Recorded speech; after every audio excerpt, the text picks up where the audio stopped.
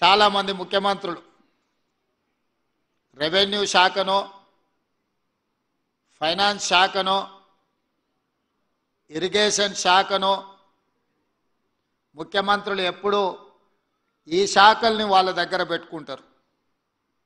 కానీ ప్రజాప్రభుత్వంలో రెవెన్యూ శాఖను పొంగులేటి శ్రీనివాసరెడ్డి గారికి, ఆర్థిక శాఖను మిత్రులు బట్టి విక్రమార్క గారికి, సాగునీటి పారుదల శాఖను పెద్దలు ఉత్తమ్ కుమార్ రెడ్డి గారికి ఇచ్చి మీ ముఖ్యమంత్రిగా మీ సోదరుడుగా విద్యాశాఖను నా దగ్గర పెట్టుకున్నా.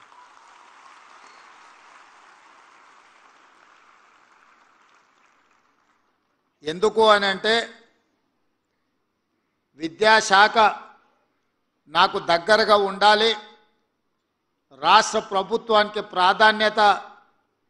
అత్యంత ప్రాధాన్యతతో కూడుకున్న శాఖ అని చెప్పి ఈ శాఖలో నిర్ణయాలు తీసుకోవాలి అని అంటే ప్రతిసారి నేను ఎవరినో మంత్రిని పిలిచి అధికారులను పిలిచి సమీక్ష చేసి ఆదేశాలు ఇస్తే ట్రాన్స్మిషన్ లాస్ ఉంటుందని చెప్పి ఈ శాఖను నా దగ్గరనే పెట్టుకున్న, నేనే స్వయంగా పర్యవేక్షిస్తున్నా. అప్పుడప్పుడు కొంతమంది మిత్రులు మాట్లాడుతుంటారు విద్యాశాఖకు మంత్రిని నియమించండి అని.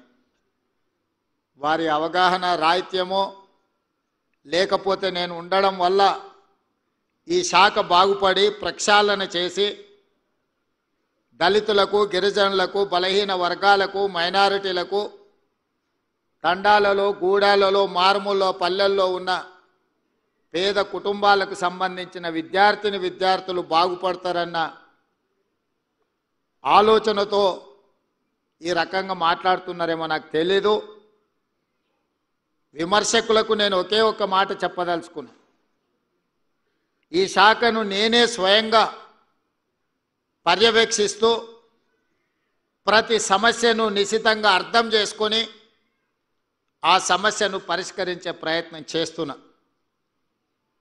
ప్రత్యేక రాష్ట్రం ఏర్పడ్డ తర్వాత 10 సంవత్సరాల నుంచి శాఖలో చాలా సమస్యలు పేరుకుపోయినాయి. నేను ఎక్కువ అంశాలు రాజకీయ విమర్శలకు వెళ్ళను, కానీ తెలంగాణ ఉద్యమ సందర్భంగా ఆనాడు ఉద్యమంలో క్రియాశీలకంగా పాలు పంచుకున్న వాళ్ళు కేజీ టు పీజీ ఉచిత నిర్బంధ విద్య తెలంగాణ సమాజానికి అందిస్తామని చెబితే ఆనాడు మీ సంఘాల నాయకులు ఇక్కడనే మధుసూదన్ రెడ్డి గారు లాంటి వాళ్ళు ఉన్నారు. నిజంగానే అందరి భవిష్యత్తులు బాగుపడతాయని చెప్పి సంపూర్ణమైన మద్దతు ఆనాడు ఉన్న వాళ్లకు అందించారు. మరి తెలంగాణ రాష్ట్రం జూన్ 2, 2014 తర్వాత ఇక్కడున్న టీచర్లను, లెక్చరర్స్ని, ప్రొఫెసర్లను నేను అడుగుతున్నా, తెలంగాణ రాష్ట్రంలో ఆ 10 సంవత్సరాలు కేజీ టు పీజీ ఉచిత నిర్బంధ విద్య అమలు జరిగిందా, లేకపోతే మారుమూల ప్రాంతాలలో ఉన్న సింగిల్ టీచర్ పాఠశాలలు మూతపడ్డాయా? మీరే విశ్లేషించుకోండి అని చెప్పి నేను ఈ సందర్భంగా చెప్పదలుచుకున్నా. వివరాలు నాకంటే మీకు ఎక్కువగా తెలుసు. సమాజంలో చైతన్యం నిండిన, చైతన్యంతో కూడుకున్న ఆలోచన చేయగలిగిన ప్రభుత్వ ఉద్యోగులు ఎవరైనా ఉన్నారు అని అంటే ముందు వరుసలో మా ఉపాధ్యాయులు ఉంటారు అని నేను బలంగా నమ్ముతున్నా. నాటి తెలంగాణ ఉద్యమంలో ప్రతి ప్రాంతానికి, ప్రతి గూడానికి జై తెలంగాణ నినాదాన్ని చేరవేసింది ఇక్కడ ఉన్న ఈ ఉపాధ్యాయులే అన్న సంగతి నాకు సంపూర్ణంగా తెలుసు. ప్రభుత్వంలో ఉండే శాఖలు కొన్ని ప్రాంతాలకు, కొన్ని పట్టణాలకు, కొన్ని నగరాలకు మాత్రమే పరిమితం అవుతారు. కానీ విద్యాశాఖకు సంబంధించిన టీచర్లు ప్రతి ప్రాంతానికి కరెంటు ఉన్నా లేకపోయినా, ఆ ఊర్లో హనుమాన్ల గుడి ఉన్నా లేకపోయినా ఏదో ఒక పాఠశాల, ఒక టీచర్ ఆ ప్రాంతంలో ఉంటాడు. తనకు తెలిసిన సమాచారాన్ని ఆ ఊర్లో యథాలాపంగానో అనుకోనో ఏదో రకంగా అక్కడ ఉండే ప్రజలకు చెప్పి ప్రభావితం చేసే ప్రయత్నం చేస్తూనే ఉంటాడు టీచర్. ఆ విధంగా ఆనాడు వేలాది పాఠశాలలు తెలంగాణలో జయ జయ హే తెలంగాణ రాష్ట్ర గీతాన్ని ఆలపింపజేసి బడికొచ్చే పిల్లల్నే కాదు బడికి తీసుకొచ్చే వాళ్ళ తల్లిదండ్రులను కూడా తెలంగాణ ఉద్యమం వైపు నడిపించి తెలంగాణ రాష్ట్రం వస్తే మీ పిల్లల భవిష్యత్తు బాగుపడుతుందని చెప్పి ఉద్యమాన్ని ప్రతి ప్రాంతానికి చేరవేసింది ఈ ఉపాధ్యాయులే. మరి తెలంగాణ రాష్ట్ర సాధనలో క్రియాశీలక పాత్ర పోషించిన ఈ ఉపాధ్యాయులు తెలంగాణ రాష్ట్రం వచ్చిన తర్వాత ఎన్ని సమస్యల్ని పరిష్కరించుకున్నారో ఈరోజు విశ్లేషించండి, ఆలోచించండి అని నేను సూచన చేస్తున్నా. 15-20 సంవత్సరాలు మీ ప్రమోషన్లు రాలే, 10 సంవత్సరాలు టీచర్ల బదిలీలు జరగలేదు, దాదాపుగా 7-8 సంవత్సరాలు టీచర్ల నియామకాలు జరగలేదు. 2017లో ఒక నోటిఫికేషన్ వస్తే మళ్ళీ 2024 సంవత్సరంలో 55 రోజుల్లో 11,000 మంది టీచర్ల నోటిఫికేషన్ కాదు టెట్ పరీక్ష నిర్వహించి 11,000 మంది టీచర్ల నియామకాలు ఈ ప్రభుత్వంలో జరిగే వరకు టీచర్లను నియమించాలి, పేద పిల్లలకు విద్య నేర్పాలి, వాళ్ళని అవగాహనతో కూడుకున్న బాధ్యతాయుతమైన పౌరులుగా తీర్చిదిద్దాలి అని ఎందుకు ఆలోచన రాలేదో ఆనాటి పాలకులకు మీరే ఆలోచన చేయండి. ఇదే కాదు, పాఠశాలల్లో చదువుకుంటున్న పిల్లలకు డైట్ ఛార్జెస్ కానీ పేద పిల్లలకు కాస్మెటిక్ ఛార్జెస్ పెంచాలన్న ఆలోచన ధనిక రాష్ట్రమని సంవత్సరానికి 3 లక్షల కోట్ల రూపాయల బడ్జెట్ అని చెప్పిన పాలకులు పిల్లలకు ఒక మంచి భోజనం పెట్టాలి, వాళ్ళకు కొంచెం మెరుగైన వసతులు కల్పించాలి అని ఆనాటి పాలకులు ఆలోచన చేయలే. ఉపాధ్యాయుల యొక్క సమస్యల్ని పరిష్కరించలే. ఈ విధంగా విద్య సంపూర్ణంగా నిర్లక్ష్యానికి లోనవ్వడమే కాదు, వాళ్ళ ప్రజాప్రతినిధులు ప్రైవేటు యూనివర్సిటీలను పెట్టుకొని విద్యను పూర్తిగా వ్యాపారంగా మార్చి లాభసాటి వనరుగా మార్చుకొని విద్య మీద ఆధిపత్యాన్ని చెలాయించాలని ఆనాటి పాలకులు ప్రయత్నం చేసిండ్రు. యూనివర్సిటీలలో నియామకాలు జరగలేదు, ఇంటర్మీడియట్ కళాశాలలు మూతపడే పరిస్థితి వచ్చింది. ఇంటర్మీడియట్ ఎడ్యుకేషన్ అంటే అవసరమే లేదన్నంత నిర్లక్ష్యానికి లోనైంది ఆనాడు. యూనివర్సిటీలలో లెక్చరర్స్ కానీ అసోసియేట్ ప్రొఫెసర్లు కానీ అసిస్టెంట్ ప్రొఫెసర్లు కానీ లేకపోతే ప్రొఫెసర్ల రిటైర్మెంట్ వయసు కూడా పెంచే ఆలోచన చేయలే. నైపుణ్యం కలిగిన అధ్యాపకులు విద్యాబోధన చేయాల్సిన ఉపాధ్యాయులు రిటైర్ అయిపోతుంటే కొత్త నియామకాలు జరగలేదు. డైరెక్ట్గా ప్రొఫెసర్స్ని మనం నియమించలేం. లెక్చరర్స్ అసోసియేటు అసిస్టెంట్ ప్రొఫెసర్లు కావాలి, వాళ్ళు ఆ తర్వాత ప్రొఫెసర్లు కావాలి. ఒక పరిణామ క్రమంలో ప్రొఫెసర్గా కావాలి అని అంటే 20-25 సంవత్సరాలు టీచింగ్ సైడు పనిచేసి ఉండాలి. మరి నియామకాలు జరగకుండా ఉన్న ప్రొఫెసర్లు రిటైర్ అయిపోతుంటే ఈ యూనివర్సిటీలు ఎందుకు ఉపయోగపడని ఒకప్పుడు గొప్ప చరిత్ర కలిగిన 100 సంవత్సరాల పైగా ప్రపంచానికే సేవలు అందించి గొప్ప ప్రధానమంత్రులను ముఖ్యమంత్రులను అందించిన ఉస్మానియా యూనివర్సిటీ మూతబడే పరిస్థితి వచ్చింది. కాకతీయ యూనివర్సిటీ ఈ దేశానికే గొప్ప గొప్ప ఇంజనీర్లను అందించిన కాకతీయ యూనివర్సిటీ కూడా కళా వైభవం కోల్పోయి కాలగర్భంలో కలిసిపోయే పరిస్థితులు ఆనాడు వచ్చినాయి.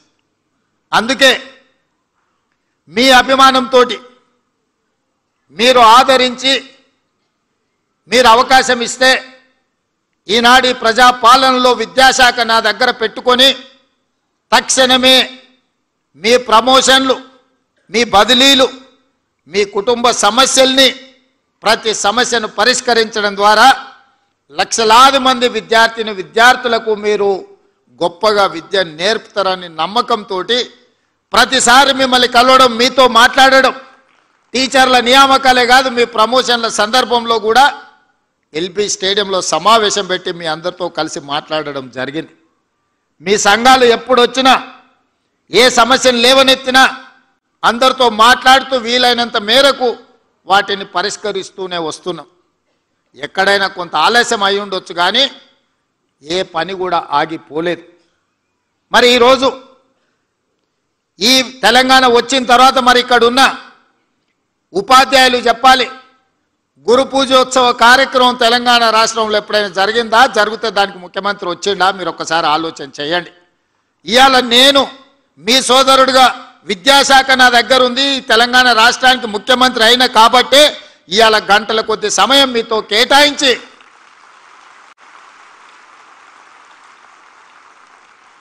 మా తెలంగాణ రాష్ట్ర పునర్నిర్మాణంలో మా ఉపాధ్యాయుల యొక్క పాత్ర ఎనలేనిది. తెలంగాణ పునర్నిర్మాణం మీ సేవలు ఎంతో అవసరం ఉన్నది అని చెప్పడానికి ఇవాళ మీ అందరినీ కలుసుకోవడం నాకు చాలా సంతోషం. ఇవాళ నేను వస్తా, పిల్లలు పెట్టిన అన్ని స్టాల్స్ చూసిన.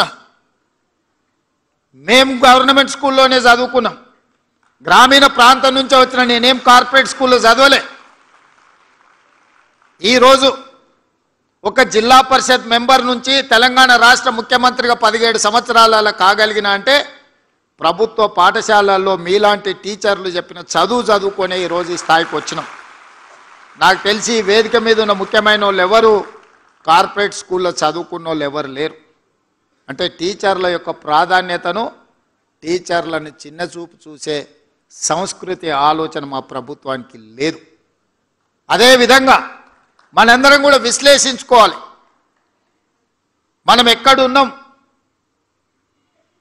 మనం ఎక్కడికి వెళ్ళాలి. ఈరోజు కొన్ని వివరాలు మా టీచర్లతో నేను పంచుకోదలుచుకున్నా. తెలంగాణ రాష్ట్రంలో దాదాపుగా 27,000 ప్రభుత్వ పాఠశాలలు ఉన్నాయి. ప్రభుత్వ పాఠశాలల్లో 24 లక్షల మంది స్టూడెంట్స్ చదువుకుంటున్నారు. అదే ప్రైవేట్లో 11,000 పాఠశాలలు ఉన్నాయి. 34 లక్షల మంది పిల్లలు ఈరోజు ప్రైవేట్ పాఠశాలలలో చదువుకుంటున్నారు. దీనికి కారణం అయితే నేనై ఉండాలి, లేకపోతే మీరై ఉండాలి. మన ఇద్దరం ఈ బాధ్యత నుంచి తప్పించుకోలేం. అయితే రాష్ట్ర ముఖ్యమంత్రిగా, ప్రభుత్వంగా మీకు సరైన వసతులు, వెసులుబాటు, పిల్లలకు నమ్మకం, విశ్వాసం కల్పించే పని నా ప్రభుత్వం చేయకపోయినా ఉండాలి. ఒకవేళ అవన్నీ చేసినా అమలు చేయడంలో మీ వైపు నుంచి కొంత ఆలస్యమైన అయి ఉండాలి. ప్రైవేట్ స్కూళ్ళలో నేను ఈ వేదిక నుంచి గతంలో మాట్లాడితే కూడా నన్ను విమర్శలు చేశారు. మా గవర్నమెంట్ స్కూల్లో చదువుకునే టీచర్లు బీఎస్సీ, బీఎడ్, ఎంఎడ్ చదువుకున్న వాళ్ళు, ఎంఏలు చదువుకున్న వాళ్ళు ఉన్నారు. ప్రైవేట్ స్కూళ్ళలో ఎంతమంది అన్ని చదువులు చదువుకున్న వాళ్ళు ఉన్నారా? ప్రైవేట్ స్కూల్స్ కంటే మా గవర్నమెంట్ స్కూల్లో టీచర్లు చాలా విద్యాధికులు అని నేను అంటే ప్రైవేట్ స్కూళ్ళని అవమానించిందని చెప్పి కొంతమంది విమర్శించారు. నేను అవమానించలే, పోల్చి చెప్పిన. ఈరోజు కూడా నేను సూచన ఒక్కటే, ప్రైవేట్ స్కూల్స్ కంటే మా గవర్నమెంట్ స్కూల్లో ఉన్న టీచర్లు అత్యధికంగా విద్యాధికులు, బాగా చదువుకున్న వాళ్ళు, సమాజం పట్ల అవగాహన ఉన్నవాళ్ళు. ఏ గ్రామీణ ప్రాంతం నుంచి వాళ్ళు వచ్చిండ్రో అదే గ్రామీణ ప్రాంతాలలో ఈరోజు వాళ్ళు టీచర్లుగా పనిచేస్తున్నారు. సామాజిక బాధ్యత గుర్తెరిగిన వాళ్ళు. మరి వాళ్ళు సరైన విధంగా పేదలకు విద్య నేర్పాలి అని అంటే ప్రభుత్వం కూడా వాళ్ళకు కావలసిన కనీస మౌలిక వసతులను అందించాల్సిన బాధ్యత ప్రభుత్వానికి ఉన్నది. టీచర్లకు జీతాలు ఇచ్చి చేతులు దులుపుకుంటే సరిపోదు.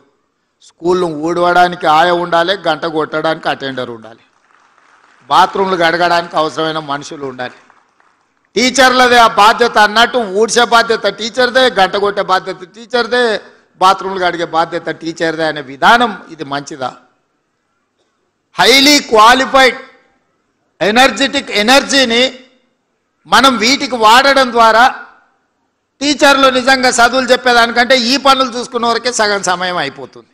అందుకే నేను రాగానే అమ్మ ఆదర్శ పాఠశాల పేరు మీద స్పష్టంగా నిర్ణయం తీసుకొని మీకు ప్రతి సంవత్సరం 130 కోట్లు అదనంగా సిఎస్ఆర్ ఫండ్స్ నుంచి స్కూళ్ళు ఊడవడానికి, తూడవడానికి, ఈ కార్యక్రమాలు చేయడానికి నేను నిధులు మంజూరు చేసిన.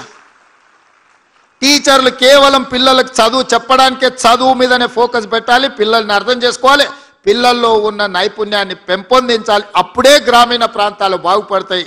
పేదవాడు చదువుకున్నప్పుడే ఈ రాష్ట్రం యొక్క తలరాత మారుతుంది.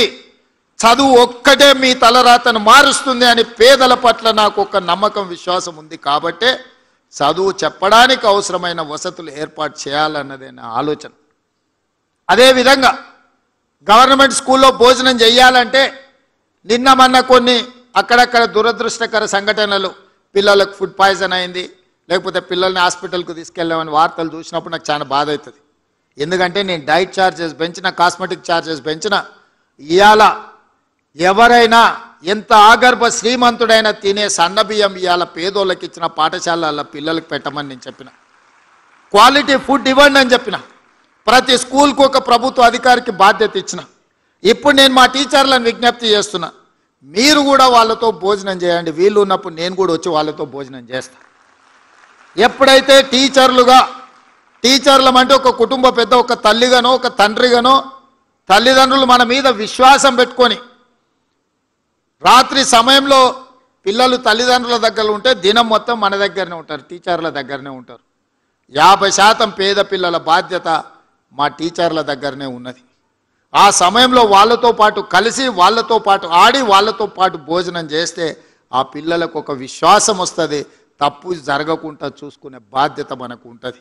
కాబట్టి దయచేసి మా టీచర్లకు తప్పకుండా పాఠశాలల్లో మధ్యాహ్న భోజనం పిల్లలతో కలిసి మీరు ఎప్పుడైతే చేస్తారో తప్పులు జరగకుండా ఉంటాయి. దానికి ఏం కావాలనో నాకు చెప్పండి.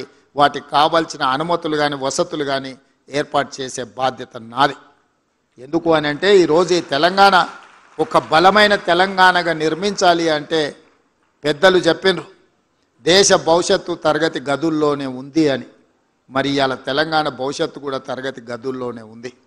ఇవాళ ఉస్మానియా యూనివర్సిటీ ర్యాంకింగ్ మెరుగైంది, గతంలో ఉండేదానికంటే చాలా ముందుకు వచ్చిందని చెప్పినప్పుడు నాకు సంతోషమైంది. నేను వచ్చినప్పుడు గతంలో యూనివర్సిటీ వైస్ ఛాన్సలర్ నియమించడానికి ఆ ప్రభుత్వానికి తీరిక లేకుండే. దాంట్లో కూడా రకరకాల రాజకీయాలు, నేను వాటి జోలికి వెళ్ళదలుచుకోలేదు. వచ్చిన ఎంబడే సామాజిక పరిస్థితులను మెరిట్ బేసిస్ మీద, social justice with merit, without merit ఎవరిని వీసీలు వేయలే. కానీ 100 సంవత్సరాల అవకాశం రాని సామాజిక వర్గాలకు కూడా ఉస్మానియా యూనివర్సిటీ వైస్ ఛాన్సలరు, లేకపోతే అంబేద్కర్ యూనివర్సిటీ, ఇతర యూనివర్సిటీలకు వాళ్ళకు బాధ్యత ఇచ్చి వాళ్ళు ఈరోజు వాళ్ళ బాధ్యత నెరవేరుస్తున్నారు. కాబట్టి ఉస్మానియా యూనివర్సిటీ యొక్క గ్రేడింగ్లో ఈరోజు చాలా అప్గ్రేడ్ అయినాం. ఇవాళ ప్రైవేట్ గవర్నమెంట్ స్కూల్స్లో కూడా నాకు తెలిసి మా విద్యాశాఖ అధికారులు చెప్పాలి, ఈ సంవత్సరం 3 లక్షల మంది విద్యార్థులు ప్రైవేట్ స్కూళ్ళ నుంచి మారి గవర్నమెంట్ స్కూళ్ళకు వచ్చిందంటే మీరందరూ ఎంత అద్భుతంగా పనిచేస్తున్నారో.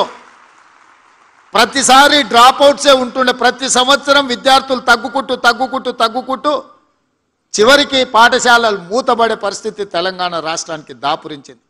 అక్కడి నుంచి ఈ సంవత్సరం మనం పెట్టిన ఎఫర్ట్స్ తోటి 3 లక్షల మంది విద్యార్థులు అదనంగా ఈరోజు ప్రభుత్వ పాఠశాలల చేరినరు అని అంటే నేను మనస్ఫూర్తిగా మా టీచర్లను నేను అభినందిస్తున్నా. మీరు బాధ్యతతోని వ్యవహరిస్తున్నారు. దీన్ని ఇంకా వేగంగా ముందుకు తీసుకెళ్ళాలి. ఆ మధ్య నేను పేపర్లో చూసిన, పిల్లలు రావడానికి స్కూల్కు ఆటో లేదు అని అంటే ఆ టీచర్లే చందాలు వేసుకొని ఆటోకు వాళ్ళు డబ్బులు ఇచ్చి ప్రతిరోజు పిల్లల్ని బడికొచ్చే విధంగా జీతంలోకి వెళ్ళి కొంత కేటాయించి పిల్లలకు ఆటో వసతి ఏర్పాటు చేసి ఈరోజు కొంతమంది టీచర్లు పిల్లలకు చదువు చెప్తున్నారంటే వాళ్ళ సోషల్ రెస్పాన్సిబిలిటీని నేను అభినందిస్తున్నా. ఆదిలాబాద్లో ఇంకొక టీచర్, వాళ్ళ సతీమణి కూడా టీచర్ ఉండే, ఆవిడ మరణిస్తే ఆవిడ జ్ఞాపకార్థంగా 7 లక్షల రూపాయలు ఖర్చు పెట్టి ఆ స్కూల్లో మౌలిక వసతులను ఒక టీచర్ మెరుగుపరిచిండు అని అంటే విద్య పట్ల, పేదవాళ్ళ పట్ల ఆ టీచర్లకు ఉన్న దయాగుణాన్ని ఈరోజు మనందరం అర్థం చేసుకోవాలి. మా యోగితారాయణ గారు చెప్తున్నారు, ఆదిలాబాద్లో ఇంకేదో ప్లేస్, ఒక టీచర్ వైఫ్ అండ్ హస్బెండ్ ప్రమోషన్లు వచ్చినా ఏమొచ్చినా బదిలీ కాకుండా అక్కడనే ఉండే ఆదివాసీ పిల్లలకు వాళ్ళకి చదువులు చెప్పిండ్రు. మీ ద్వారా ఒక శాలువ కప్పాలి ఆ టీచర్స్కి అని చెప్పిండ్రు. అంటే నేను తప్పకుండా కప్పడమే కాదు, ఏదో ఒకసారి ఆ స్కూల్ని కూడా నేను సందర్శిస్తానని మా ఎడ్యుకేషన్ సెక్రటరీ గారికి నేను చెప్పిన. ఇవన్నీ మీ సక్సెస్ స్టోరీస్. అక్కడో ఇక్కడో చిన్నయో పెద్దయో చెదురుమదురు సంఘటనలు జరుగుతాయి. 95% మనం ఎఫెక్టివ్గా పనిచేసినా 95% మంచి వాళ్ళు ఉన్నా 2% 3% అనుకోని తప్పిదాలు జరిగితే ఆ 2-3% మన శాఖకు మచ్చ తెచ్చిపెట్టే పరిస్థితి ఉంది. చాలామంది నాకు సూచన చేసిరు, most controversial subject education department, నువ్వు ఆ శాఖ ఎవరికన్నా ఇచ్చేసి అన్న వేరేది ఏదన్నా తీసుకో అని. నేను చెప్పిన లేదు, ఈ శాఖ నా దగ్గరనే పెట్టుకుంటా, కాంట్రవర్సీ అయినా పర్వాలేదు, ఏదో తేల్చుదామనే నేను డిసైడ్ అయినా. మా అక్నూరు మురళి గారు ఉన్నారు. సార్ అన్నీ బాగానే ఉన్నాయి కానీ ప్రభుత్వ పాఠశాల అంటే 1వ తరగతి నుంచి చదువు చెప్తారు, నర్సరీ ఎల్కేజీ యూకేజీ ప్రైవేట్లో చదువుకున్నాక 1వ తరగతికి మన దగ్గరికి ఎందుకు వస్తారని ఆ సమస్య నాకు అర్థమైంది.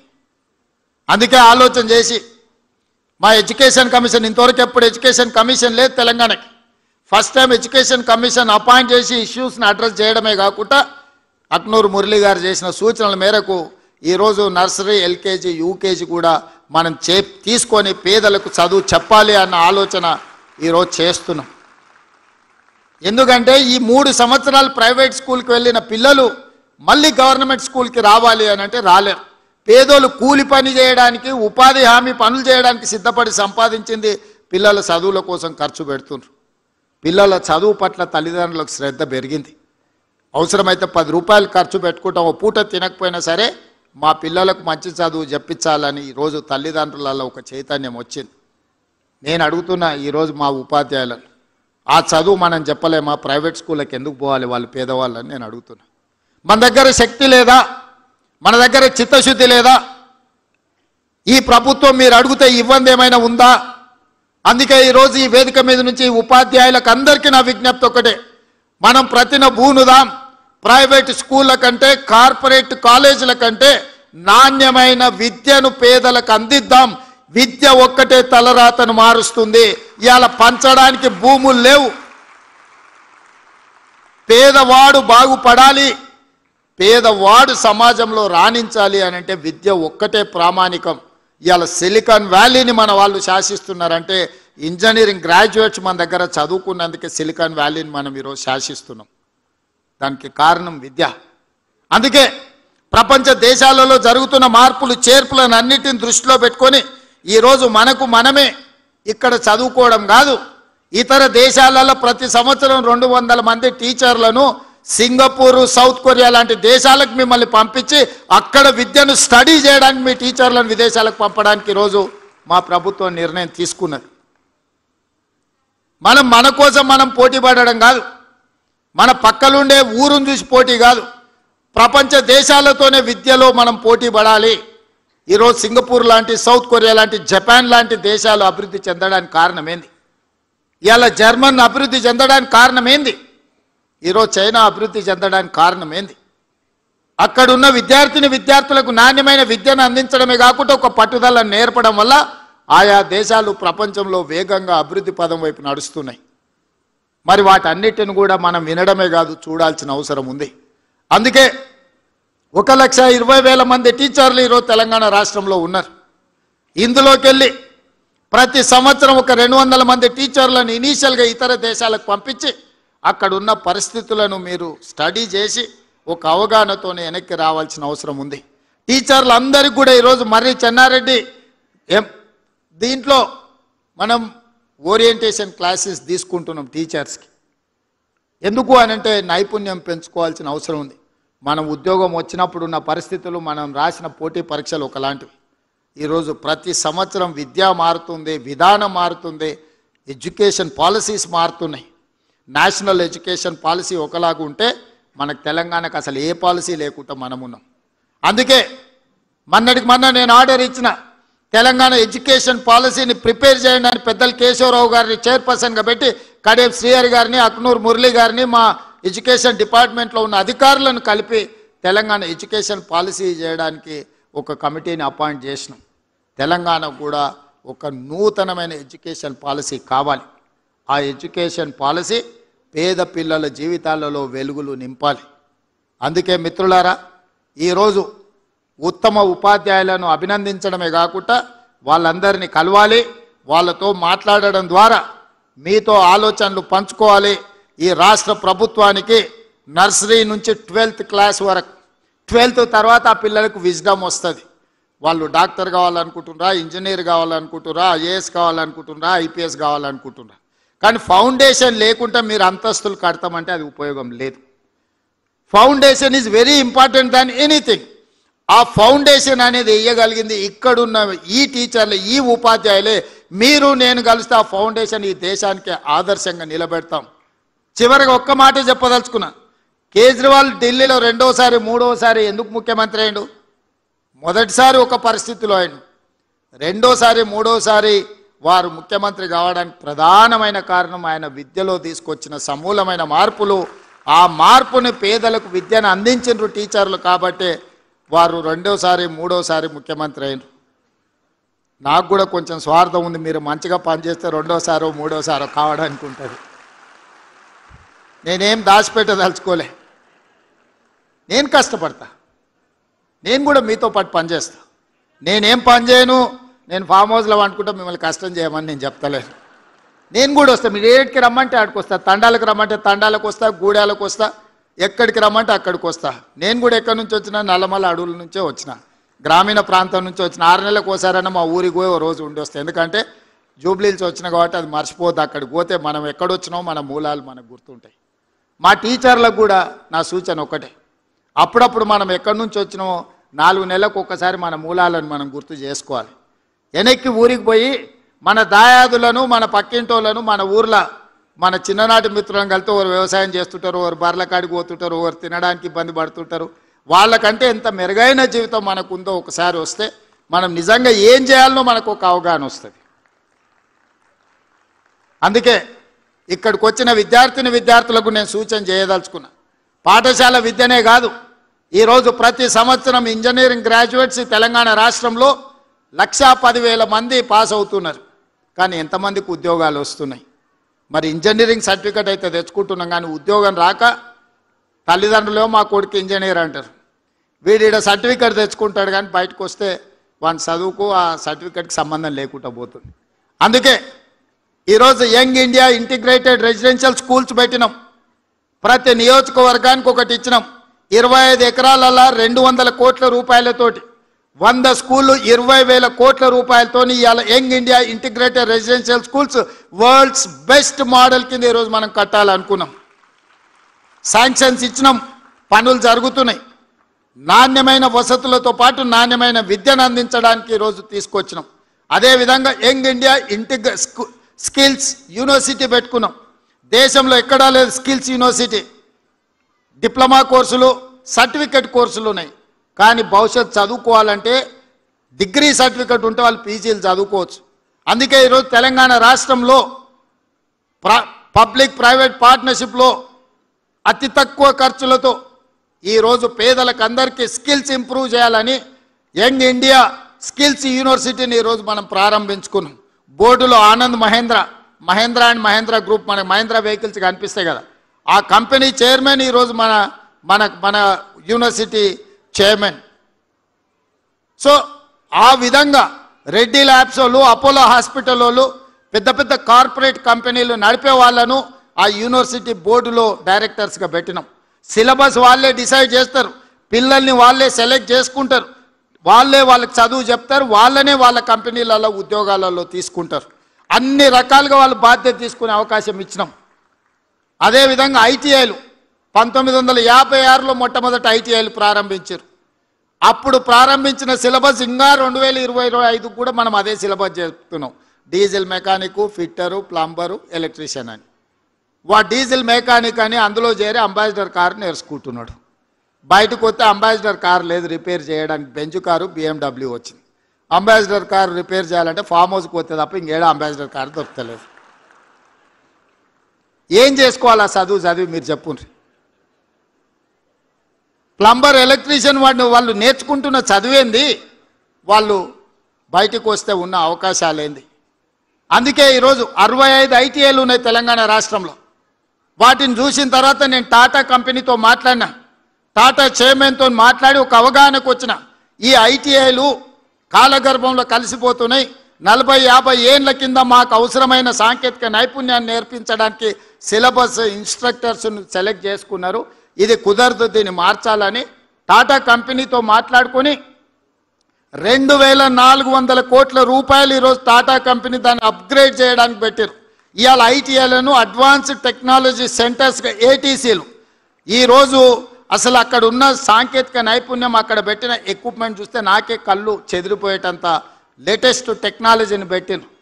ట్రైనర్స్ ట్రైనింగ్ పెట్టినరు, ఇన్స్ట్రక్టర్స్ని వాళ్ళే ట్రైనింగ్ ఇస్తారు. 10 సంవత్సరాలు టాటా కంపెనీనే ఈ 100 ఏటీసీలను ప్రతి కాన్స్టిట్యున్సీకి ఒక ఏటీసీ పెట్టండి, ప్రతి సంవత్సరం ఒక 2000 మంది విద్యార్థులను తీసుకొని వాళ్ళకి ట్రైనింగ్ ఇవ్వండి. ఈరోజు సాంకేతిక నైపుణ్యం ఉంటే ఉద్యోగ ఉపాధి అవకాశాలు మెరుగుగా ఉన్నాయని చెప్పి ఈరోజు టాటా కంపెనీని ఒక జాయింట్ వెంచర్ కింద తెలంగాణ రాష్ట్ర ప్రభుత్వం ఏటీసీలను ప్రారంభించింది. ఒలింపిక్ గేమ్స్ మీరు అందరు చూసారు. 140 కోట్ల జనాభా ఉంది, ఒక గోల్డ్ మెడల్ రాలే. మా పిల్లలు బాగా వినాలి, మా స్కూల్ స్టూడెంట్స్.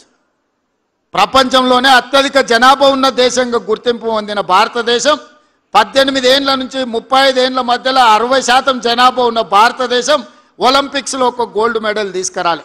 ఇది మనందరికి అవమానం కాదా? దేశానికి అవమానం అయితే మనకు కూడా అవమానం అయినట్టే కదా. సౌత్ కొరియా పోయినా నేను, చిన్న దేశం, ఒక సౌత్ కొరియన్ స్పోర్ట్స్ యూనివర్సిటీకి పోయిన 30 ఎకరాలు ఉంది. మన ఉస్మానియా యూనివర్సిటీ 1600 ఎకరాలు ఉంది అనుకుంటా. మరి ప్రొఫెసర్ కాసిం గారు చెప్పాలి, 1600 ఎకరాలు ఉంది. 1600 ఎకరాలు ఉన్న Osmania university, south Korean sports university 30 ఎకరాలు ఉంది. ఆ దేశానికి 32 గోల్డ్ మెడల్స్ వస్తే 16 మెడల్స్ ఆ ఒక్క యూనివర్సిటీ తీసుకొచ్చింది. ఒక అమ్మాయి నాకు తీసుకొచ్చి పరిచయం చేసి ఏదో అమ్మాయి నాకు బొకే ఇస్తుందేమో అనుకున్నా. బొకే ఇచ్చిన తర్వాత ఆ అమ్మాయికి నేను శాలువ కప్పాల్సి వచ్చింది. ఆ అమ్మాయి ఆర్చరీలో ఒలింపిక్స్లో 3 గోల్డ్ మెడల్స్ సాధించింది. ఒక అమ్మాయి south Korean sports university student నాకు బొకే ఇవ్వడానికి వచ్చింది అనుకున్న, తీరా చూస్తే నేనే శాలువ తీసి ఆ అమ్మాయికి కప్పాల్సిన అవసరం వచ్చింది. ఎందుకంటే 3 గోల్డ్ మెడల్స్ తీసుకొచ్చింది ఆర్చరీలో. మరి ఆ చిన్న దేశం 32 మెడల్స్, 30 ఎకరాలలో ఉన్న యూనివర్సిటీ 16 మెడల్స్ తెస్తే మరి మొత్తం భారతదేశం ఒక్క మెడల్ కూడా లేకపోతే ఇది మనకు అవమానం కాదా? అందుకే ఆలోచన చేసి దేశ ప్రతిష్ట పెరగాలి అంటే తెలంగాణలో స్పోర్ట్స్ యూనివర్సిటీ ఉండాలి, స్పోర్ట్స్ అకాడమీ ఉండాలని young India sports university and young India sports అకాడమీని పెట్టి దేశంలోనే ఒక గొప్ప యూనివర్సిటీగా తీర్చిదిద్దడానికి ఇవాళ నిర్ణయం తీసుకున్నాము. మట్టిలో మాణిక్యాలను వెలికి తీయండి, నైపుణ్యం ఉన్న క్రీడాకారులను గుర్తించండి, వాళ్ళకి 100% గవర్నమెంటే స్పాన్సర్ చేసి క్రీడాకారులుగా తీర్చిదిద్దడమే కాదు. ఈరోజు నిఖత్ జరీన్ బాక్సింగ్లో ఛాంపియన్ తెస్తే గ్రూప్ 1 ఆఫీసర్ పోస్ట్ ఇచ్చిన, సిరాజ్ క్రికెట్లో రాణిస్తే, సిరాజ్ చదువుకున్నది ఇంటర్మీడియట్ ఫెయిల్, కానీ అన్ని రూల్స్ని ఎగ్జామ్షన్ ఇచ్చి గ్రూప్ 1 జాబ్ ఇవాళ డిఎస్పీ చేసిన సిరాజ్ ఈరోజు డిఎస్పీ సిరాజ్ అయిండు స్పోర్ట్స్లో రాణించినందుకు. నిఖత్ జరీన్ ఇవాళ డిఎస్పీ నిఖత్ జరీన్ అయింది. దీప్తి జువాంజీ అని వరంగల్ అమ్మాయి పారా ఒలింపిక్స్లో మెడల్ సాధిస్తే గ్రూప్ 2 జాబ్ ఎక్సైజ్ డిపార్ట్మెంట్లో గ్రూప్ 2 జాబ్ ఇవ్వడమే కాకుండా ₹1 కోటి నగదు ఇచ్చి వరంగల్లో ఇంటి ప్లాట్ ఇచ్చిన. నిఖత్ జరీన్కి ఇంటి ప్లాట్ ఇచ్చిన, ₹3 కోట్ల ఇచ్చిన. ఇవన్నీ ఎందుకు చెప్తున్నా అంటే ఇక్కడ ఉన్న ఉపాధ్యాయులందరికీ నా సూచన ఒక్కటే, గ్రామీణ ప్రాంతాలలో ఉన్న క్రీడల్లో ఆసక్తి ఉన్న పిల్లల్ని గుర్తించండి, దాంట్లో ప్రోత్సహించండి. ప్రత్యేకంగా ఈరోజు మనం ఎస్టాబ్లిష్మెంట్ చేస్తున్న కేజీపీవీలల్లో ఇతర ప్రాంతాలలో పిల్లలందరినీ ఒక ఇంటిగ్రేట్ చేసి స్పోర్ట్స్లో వాళ్ళని రాణించే విధంగా ఎంకరేజ్ చేయాలని. చదివితేనే ఉద్యోగం కాదు, చదివితేనే భవిష్యత్తు కాదు, క్రీడల్లో రాణిస్తే కూడా భవిష్యత్తు ఉంటుందని పిల్లలకు బోధించండి. గుర్తించండి పిల్లలో ఉన్న నైపుణ్యాన్ని, పిల్లల్ని నిశితంగా మీరు గమనించండి. ఆ పిల్లలకి ఏం కావాలనో మనం ఇద్దాం. మీరు ఏం అడిగితే అది చేయడానికి నేను సిద్ధంగా ఉన్నా. మీ సమస్యల్ని పరిష్కరించడమే కాదు, ఈ తెలంగాణ సమాజాన్ని నిర్మించాలి అనంటే పిల్లలని బాగు చేయాలి. ఇవాళ నేను గంజాయి కేసులు ఇవి పట్టుకుంటుంటే చెప్పడానికి నాకే బాధగా ఉంది. గంజాయి పెడ్లింగ్ చేసేటోళ్ళు మన ఇంజనీరింగ్ చదువుకుంటున్న స్టూడెంట్స్, రెగ్యులర్ గంజాయి అమ్మేటోళ్ళు కాదు. వాళ్ళు ఇక్కడికి వచ్చిన తర్వాత ఏం చేయాలో తెలియక కొంతమంది పిల్లలు తప్పుదోవ పడుతున్నారు, డ్రగ్స్ బారిన పడుతున్నారు. చిన్న చిన్న పట్టణాలకు కూడా చేరుకున్నది. ఒకప్పుడు పెద్ద పెద్ద యూనివర్సిటీల్లో ఎక్కడో ఉండేది, బాగా డబ్బులు ఉన్న వాళ్ళకి ఇట్లాంటి అలవాట్లు జబ్బులు ఉంటాయని విన్నా. కానీ ఇప్పుడు అట్లా లేదు, తాలూకా లెవెల్ కూడా పాకిపోయింది గంజాయి, ఈ డ్రగ్స్ వ్యసనాలు. గమనించండి, పిల్లల్ని తప్పుదోవ పట్టే వాళ్ళను దారి మళ్ళించాలి, వాళ్ళందరినీ దారిలో పెట్టాల్సిన బాధ్యత కూడా మనకే ఉంది. ఇంతకుముందు ఒకప్పుడు తల్లిదండ్రులకు పిల్లలు 4, 5, 6 మంది ఉండేది, ఉమ్మడి కుటుంబం లాక్కుండేది. ఒక్కొక్క తల్లిదండ్రులకు 5-6 మంది పిల్లలు. ఇప్పుడు మీకు తెలుసు ఒకరు లేక ఇద్దరికి వచ్చేసినాం. ఆ ఒకరో ఇద్దరో పిల్లలు తప్పుదోవ పడితే ఆ తల్లిదండ్రుల శోకము మనం అర్థం చేసుకోవాల్సిన విషయం ఉంది. అందుకే తెలంగాణ రాష్ట్రంలో ప్రభుత్వం ఏర్పడ్డ తర్వాత ఈ గంజాయి డ్రగ్స్ పట్ల కఠినంగా వ్యవహరిస్తున్నాం. కొత్త డిపార్ట్మెంట్ను ఏర్పాటు చేసినాం, ఈగల్ ఫోర్స్. ఆకాశంలో గద్ద ఎట్లయితే కోడిపిల్లను చూస్తుందో గంజాయి మొక్క మొలిసిన తెలంగాణలా చూస్తాము.